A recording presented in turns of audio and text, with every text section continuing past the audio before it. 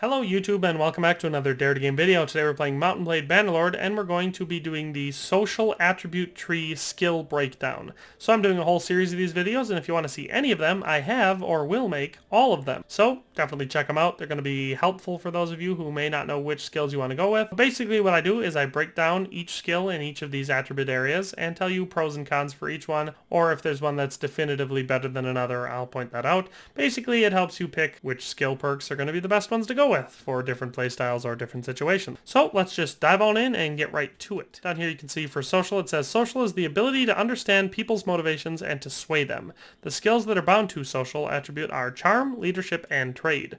Increasing social makes it easier to learn bound skills and also raise their learning limit. So as you can see, the first one is charm, and it says the ability to make a person like and trust you. You can make a good guess at people's motivations and the kinds of arguments to which they'll respond. So how to learn says improve relations with people, socialize with nobles, and do barters. So this is going to increase naturally as you play the game, but the more relations you have with people and the deals you try to make and you barter with them and trade and all that sort of stuff, that's going to help level you up. So as you can see, I went pretty full ham on the top, so let's just go through them one at a time. So the first option is diplomacy or icebreaker. So icebreaker says when introducing yourself to lords for the first time, you have a 10% chance to gain 2 relation with them, and diplomacy says 15% reduced barter penalty. And the reason I go with diplomacy is this one is going to be useful to you all the way through the game. No matter how long your game is, this one will always be giving you that reduced barter penalty, whereas icebreaker can only ever be effective the first time you introduce yourself to them, and it only gives you a 2 relation with them. So really not that good of a perk, at least in my opinion. Then you have show your scars or adventure stories. So adventure stories gives you +1 renown for each issue resolved, and show your scars gives you 20% more renown from battles. Now, personally, I do a lot more battles than issues I resolve, so Show Your Scars comes in handy way more often. We have Forgivable Grievances or Meaningful Favors. So Meaningful Favors gives you a 10% better chance to double Persuasion success, and Forgivable Grievances gives you 20% chance to avoid Persuasion critical failure. So the reason I like Forgivable Grievances better is A, you have a 20% versus a 10% better chance, and Forgivable Grievances can avoid a critical failure, which can wipe out any progress you have, whereas Meaningful Favors just gives you 2 balls of, I know that's a funny way to say it, 2 balls of influence instead of just 1. So that Forgivable Grievances is not only going to be useful twice as often, but it's going to prevent thing that it'll do twice more often is going to prevent total failure in your negotiations. So definitely a better skill. Then we have Young and Respectful or In Bloom. So In Bloom says increased relationship gain with the opposite gender by 20%. Young and Respectful says increased relationship gain with the same gender by 20%. Now the reason I go with Young and Respectful over In Bloom is really only useful when you're trying to woo someone to your cause or if you're playing as a female. Now the reason I say that is because there are mathematically a lot more male lords you're going to come into contact with. So if you're playing as a female character, In Bloom's better to go with because you're going to increase your relationship gain with them by 20%. You come in contact with more men, that's going to be more useful. But Young and Respectful is going to be useful if you're playing as a guy, and also if you're not, just trying to, because as a guy, you're going to try to woo a woman to marry, but, etc. The reason this one is more useful as a guy is you come into contact with more guys, so this one's going to be useful more often. Then we have Champion or Respectful Opposition. So Respectful Opposition gives you a 30% chance to negate relationship penalty from kingdom decisions, and Champion says gain 10 more influence by winning tournaments. Now the reason I like going with Champion over Respectful Opposition is if you want to negate relationship penalty from kingdom decisions, you can carefully pick through them, and you can just vote with the majority most of the time and negate any serious loss from that. And with Champion, every time you win a tournament, you can get 10 more influence, which is very useful, and if you play tournaments a lot, definitely stacks up fast. The next option you have is Promoter or Effort for the People. So Effort for the People is, as a town governor, you have a 10% chance to get 1 relationship with 1 random notable per day continuous projects are active. Then Promoter, for every project completed, increase relation between a random notable and the settlement owner by 1. So I like Promoter better just because this is going to be something that happens more often because it's every time you complete it. This one is only, while continuous projects are active. Plus, this one is a for sure, and this one's only a 10% chance. So while this one is, you have a 10% chance to release, do it 1 per day, that's only 1 in 10 days on average, whereas this one's going to be every time you complete a project. So I go with Promoter. Our Glorious Leader or Pro Familia. So Pro Familia says clan member parties gain 10% more influence from actions, and our Glorious Leader says gain 20% more influence from personal actions. Now, the reason I like going with our Glorious Leader is I don't know if the AI in this game just kind of sucks for now, but my clan factions always suck. Even if I do everything I can, or my clan member parties always suck. Even if I do the best I can to make sure they have all the stuff they're going to need to succeed, they always suck. So I get a lot more out of just have the personal actions give you the extra influence. Then we have natural leader or moral leader. So moral leader, town gets a 10% security bonus, and natural leader, town gets a 10% loyalty bonus. And now this is going to come down to what you actually need in your individual kingdom or fiefdom. But I find that having a loyalty bonus works better than a security bonus. Plus there are various other stats throughout other skills that give you security, whereas there's not that many that give you the loyalty. So I like going at natural leader. So then we have courtship or parade. So courtship says gain 1 influence per day for each allied lord party that are not currently in an army while waiting in the same town. And parade says when you visit your own settlements, they get a plus 5 loyalty bonus once per day. So that one's definitely useful if you're trying to boost your loyalty. But again, this one is gonna outweigh that anyway, so if I was going with this one, I'd probably go with this one. But since I went with this one, I like courtship because it allows you to target specific allied lords and go spend time in the towns to increase your influence with them, fix your relationship. So then the last two, you don't have an option. You have charm extra 1, so it says extra 1 desk, which I don't know what that means, but I'm sure it's useful. And then Immortal Charms has every 5 skills after 250 gives you plus 1 influence point per day. So that's going to be one of those ones that's just going to stack over time and be very useful. I'm going to pick this weird thing. Okay, so next is leadership. So it says, the ability to inspire. You can fill individuals with confidence and stir up enthusiasm and courage in larger groups. How to learn, maintain high morale in your party, and assemble and lead armies. So if you're always focusing on maintaining high morale, you're just going to constantly gain XP in leadership. You keep your morale up at 95 or higher, preferably 100, but whatever. You're going to constantly just be getting XP for this. So it levels up relatively fast. And again, you're going to see just a coincidence I went with all the top ones. But let's move through them. So we have Raise the Meek or Combat Tips. So for Combat Tips, you get a small XP bonus per day to the party. And for Raise the Meek, you get a medium XP bonus per day to tier 1, 2, and 3 troops. So the reason I like this one is because it's giving you a bigger XP bonus and it's going to help those lower tier troops. So as you're going along, this one's going to help you get your recruits, leveled up faster. Then you have Star Defender or Inspiring Attacker. So Inspiring Attacker gives you a 20% morale at the beginning of battles when you are attacking, whereas Star Defender gives you an additional 20 morale at the beginning of the battle when you are defending. The reason I like this one is I find that in situations where I'm defending, it's usually I'm being attacked by a force that is superior to mine, so I'll take the morale boost there, whereas when I'm attacking, I normally have the advantage. So I think the Defender one is a better perk. You have Stiff Upper Lip or Gratitude. So for Gratitude, it says Town has a 20% higher loyalty gain.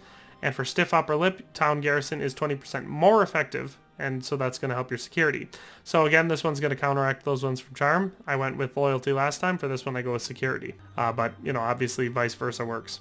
Then this one, Veterans Respect or Levy Sergeant. So for Levy Sergeant, it says 15% lower wages for tier 1, 2, 3, and 4 troops. And for Veterans Respect, 15% lower wage for 4, 5, and 6 troops. Now this one is simple math. Veterans Respect is a much better one. This one is going to affect 4 tiers, whereas this one's only 3, but you also pay way more money per troop for tiers 4, 5, and 6. So Veterans Respect is a much better one to go with. Then you have Disciplinarian or Dispenser of Justice. So for Dispenser of Justice, increases your security in a town by 5 while waiting, which is useful, but Disciplinarian allows you to revert bandits into regular troops when you recruit them. So this is going to be a great way to build up some decent units in your army faster. So I like Disciplinarian better. Then you have Drill Master or Citizen Militia. So Militia has a 20% chance to spawn with more experienced troops, which can be useful, or Drill Master, which gives your garrisoned units 20% more XP.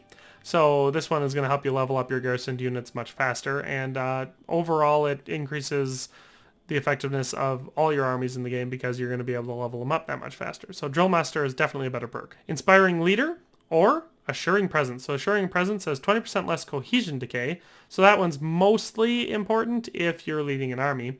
Whereas Inspiring Leader says 20% less influence needed to call parties to armies. So this one's going to help especially early game when you don't have as much influence and you're trying to lead military campaigns.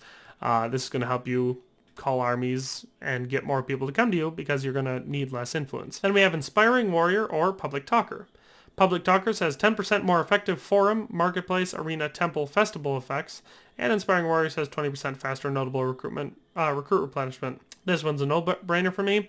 I rarely need to use any sort of effects in here. I mean, it's important stuff. It's good stuff. But this one is going to be able to recruit your notables, so your nobles, your noble sons, all that sort of troops, the better units in the game, that much faster. So that one, I definitely think Inspiring Warrior is the way to go. Companions or Sword as Tribute. So Sword as Tribute says heroes under your command gain 20% more XP. Companion says troops under your command gain 20% more battle XP. Heroes are useful. I really do enjoy them, but having a 20% XP boost for all your troops is definitely a much better way to go. It's just going to affect way more people way more often, and your army, your general troops are going to come in handy way more often than your heroes, so companions is the way to go. Then you have Ultimate Leader 1. Every 5 skill increases after 250 gives you +1 party capacity, so this is going to help you boost the amount of people you can have in your party. And then you have Ultimate Leader 2. Every skill increase after 250 gives you +1 party size. So those are definitely going to help. They're going to help you boost up the amount of people you can have in your party.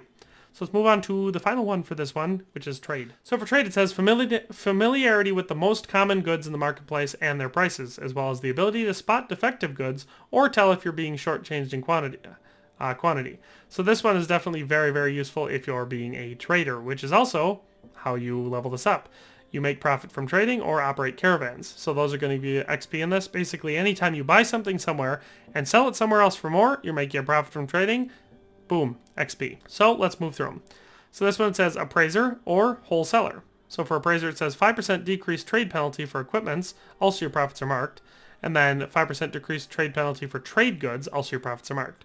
So in this one, I'm not playing as a trader, so I'm selling equipment far more often than trade goods. So for me, it made sense to go with appraiser. If you're playing as a merchant and you're looking for trade goods, which is a better way to make money because it's easier to buy large quantities and sell them and make a higher return, wholesaler is the way to go. Then we have town merchant or caravan master. So this is, you pay 20% less wage for caravans. Also, your party can carry 30% more weight, which is helpful there. And then town merchant, you pay 20% less wages for workshops. Also, your party can carry 30% more weight. So either way, you get that 30% weight boost. Here, in this playthrough, I'm not doing caravans because at least for the time being, they don't work all that well and they basically just get looted. So I prefer to go with the towns, which are more stable, and I go with town merchant. Local connection or traveling rumors. So local connection says your workshops gather trade rumors, also mark item prices relative to the average price. Whereas traveling rumor says your caravans gather trade rumors, also mark item prices relative to their average price. So again, this is going to be caravans versus towns. I go for towns, so local connection. Then you have distributed goods or toll gates. So toll gate says every caravan entering your town generates 25 gold income, and distributed goods says every villager party entering your town generates 10 gold income. I find distributed goods to be more and more useful just because the more places you own, especially in one area, the more villager troops are going to be coming in and out of your gates. And especially if you're not running a bunch of caravans, distributed goods is just going to earn you more money. But if you're going with caravans, if you're going full-blown trader and everything, this will usually earn you more money because, you know, it's 25 versus 10. So then you have artisan community or great investor. So for great investor, it says every profitable caravan you own gives you 1 renown per day. And for artisan community, it says every profitable shop you own gives you a renown per day. I think artisan community is way more valuable because you can, if you're careful, you can get profitable shops in like every town on the map. So that's going to boost your renown by a lot as long as you're doing it carefully. Whereas with caravans, it depends on how many caravans you're running, which has a limit, and also is much more risky because they can get, you know, attacked and destroyed. So then you have content trades or village connections. So villager connections, it says your workshop productions increased by 25%. And content trade says increased tariff income by 10%. This one is just a much bigger boost. Your workshop productions are going to increase by 25% versus 10% income for the increased tariffs. So I think villager connections is more useful. And we have rapid development versus insurance plans. So insurance plans insures your caravans, which again, not using caravans here, it also gives them elite troops. So this definitely makes caravans much better. If I'm not using caravans, which I'm not, I don't like that one. So I go with rapid development, which gives your shops a return of 5,000 gold when the town is captured by an enemy. Also, tax obtained from town increased by 70% while waiting. So while waiting in a town, you're going to make a lot more money from it. And also, even if the enemy is captured, you're going to get 5,000 gold back. So it's an insurance policy that is pretty useful. Then you have trade yard foreman or granary accountant. So granary accountant, your town's bound village's grain, olives, fish, and date production is increased by 20%. And for trade yard foreman, your town's bound village's clay, iron, raw silk, silver production is increased by 20%. This one is, again, simple math. Clay, iron, raw silk, and silver are worth more than grain, olives, fish, and dates. So this one's going to net you more money, depending on your area. Obviously, there are more ones that have grain, olives, fish, or date. If you have ones that have clay, iron, raw silk, or silver, this is going to make you more money. Then we have everything has its price, which is one of the most useful skills in the game, which allows you to trade settlements when doing barters. So once you get yourself anywhere near rich in the game, this will allow you to just straight up buy towns and castles from people, which is a really, really useful skill. So definitely a great one to have there. Then we have influential traders, so it says your caravans and workshops gain influence, so that one will help either way you go, but again, not a choice. And then we have mercenary trader, which gives you plus 15 extra party size, so that's, going to make it so you can carry more people in your party. So that is all there is for trade, and that makes up the social attribute tree. Hope you liked this video, and I hope it was useful. But in any case, thanks for watching, and we'll see you next time. Thanks for watching another Dare to Game video. If you liked this video, please leave a like and a comment. If you haven't already, be sure to subscribe to the channel. If you like my content and would like to support this channel, consider becoming a member today for as little as $1.99 a month. It makes a huge difference. But in any case, thanks for watching and have a nice day. I'll see you next time.